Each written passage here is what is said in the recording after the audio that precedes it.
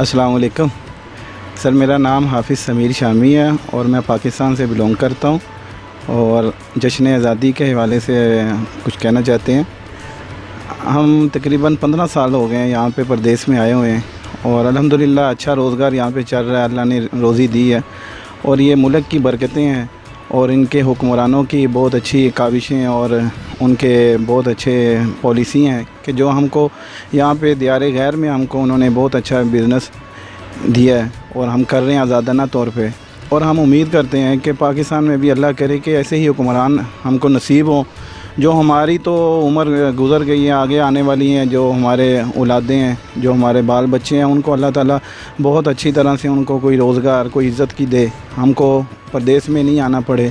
और हम दुआ करते हैं अल्लाह ताला के हमारे जो मौजूदा हुक्मरान हैं वो कोशिशें कर रहे हैं, आगे इंशाल्लाह उनको कामयाबियाँ दें उनको, और उसके बाद अल्लाह सब के लिए आसानियाँ पैदा करे।